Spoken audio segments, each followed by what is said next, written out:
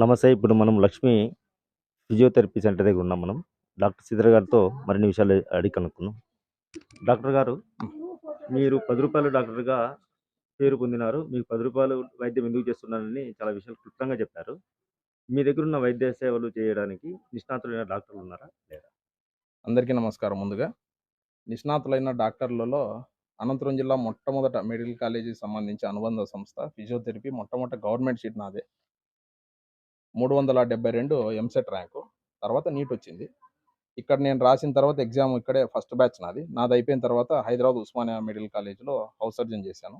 దాని తర్వాత న్యూజిలాండ్ పంపించారు మా తండ్రి గారు. అక్కడే 3 పీజీలు చేశాను ఆక్లాండ్ యూనివర్సిటీ. ఆక్లాండ్ యూనివర్సిటీ అంటే వరల్డ్ టాప్లో, ప్రపంచంలో 100 యూనివర్సిటీలు తీసుకుంటే ఆక్లాండ్ యూనివర్సిటీ టాప్ ఉంటుంది. ఆ యూనివర్సిటీలో నేను అక్కడే చదివాను. అక్కడే నాకు గ్రీన్ కార్డు. సంవత్సరానికి 2007లో నేను పోయాను. అప్పటికే నా జీతం సంవత్సరానికి 70 లక్షల రూపాయలు. నేను ఇండియాకు వచ్చే టయానికి సంవత్సరానికి ₹1 కోటి, అంటే డాలర్లో వేసుకుంటే. అనంతపురంలో అయితే అంతైతే సంపాదన రాదు. ₹1 కోటి వదులుకొని వచ్చిన నేను నాకంటే పెద్ద నిష్ణాతుడు అయితే లేడు.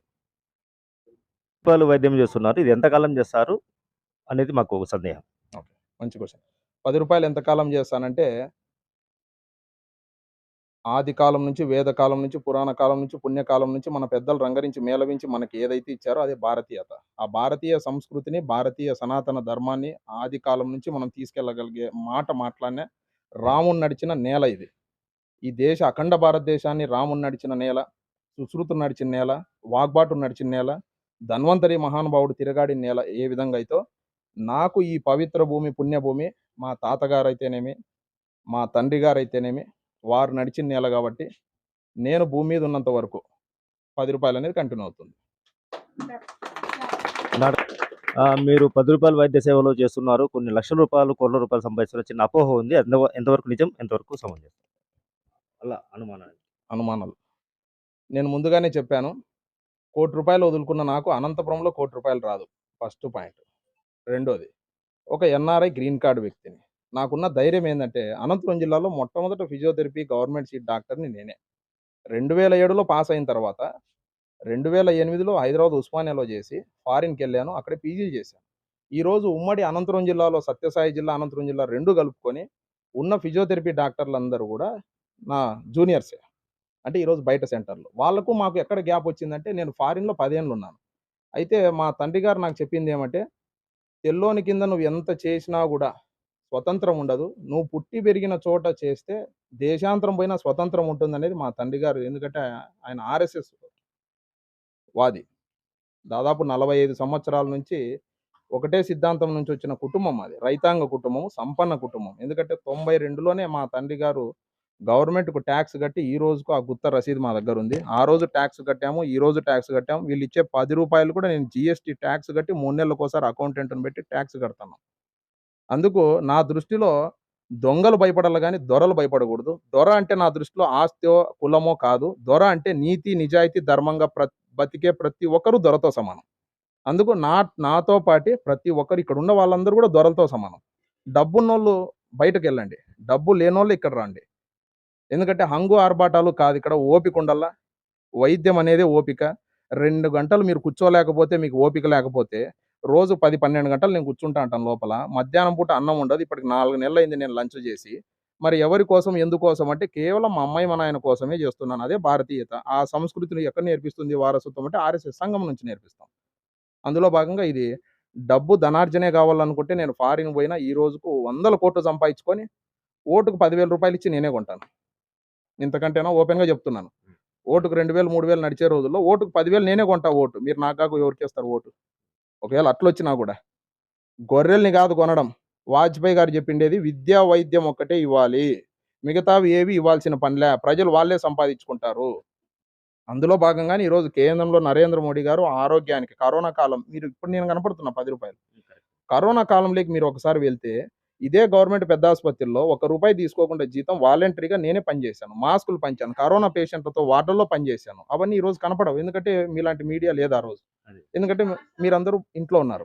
ఈరోజు నేను ఎందుకు కనపడుతున్నా అంటే ₹10 అని చెప్పి. అందుకు కరోనా కాలంలోనే పనిచేశాను.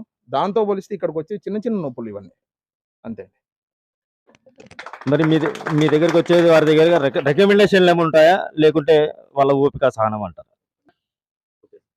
ఇక్కడ రికమెండేషన్స్ ఏముండవు. ఎందుకు రికమెండేషన్స్ ఉండవు అంటే, నేను చాలా మందితో కూడా చెప్పాను. ఇప్పుడు కూడా చెప్తున్నాను. ప్రతి తల్లి 9 నెలలు మొయ్యాల్సిందే. అది అమెరికా అయినా, అనంతపురం అయినా, అమలాపురం అయినా. నాకు 3 నెలలకే పిల్లోడు కావాలా, 4 నెలలకో పిల్లోడు కావాలంటే వస్తాడు పిల్లోడు. కానీ చనిపోయి వస్తాడు. వైద్యం అనేది ఓపిక. నేను ఒక గంటకు ఇద్దరిని లేదా ముగ్గురిని చూడగలను. అంతకంటే చూడలేను నేను. ఎందుకు చూడలేను అంటే, ఒకరోజు నేను పరీక్ష చేసి చూశాను. ఒక గంటకు నేను ఎంతమందిని చూడగలను అని.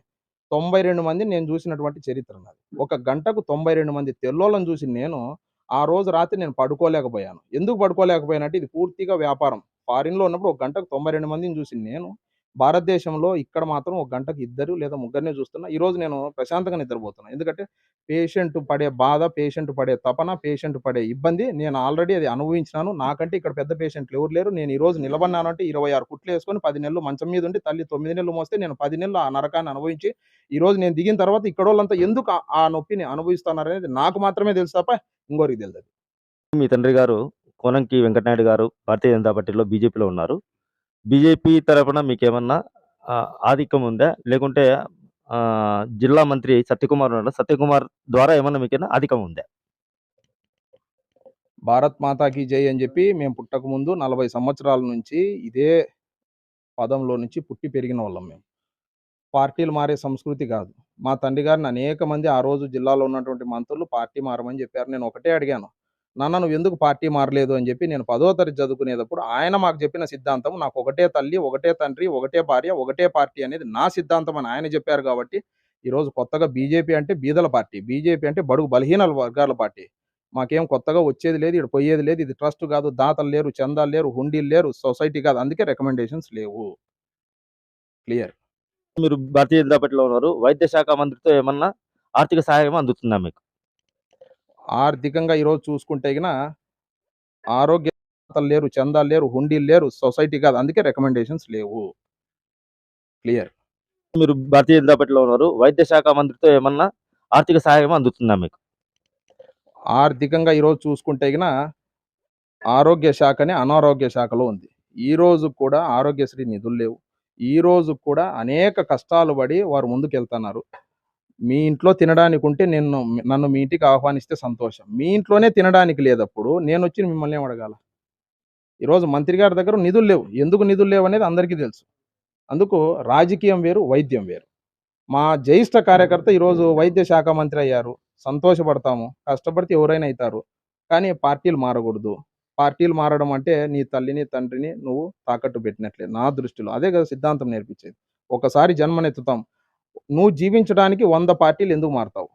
ఒకటే మాట ఎందుకు మాట్లాడలేవు?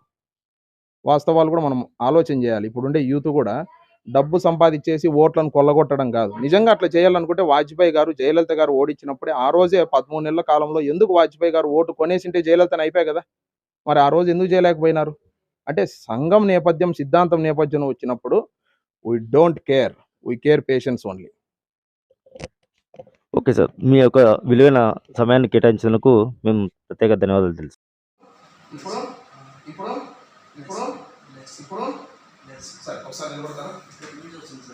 చూస్తాను. కొంచెం సైడ్ సార్. ఇప్పుడు సార్ ఒకసారి కాలు చక్కగా ఇట్లా పైకి ఎత్తండి. జోన్ అదేం లేదు. దాన్ని కూర్చున్నాను.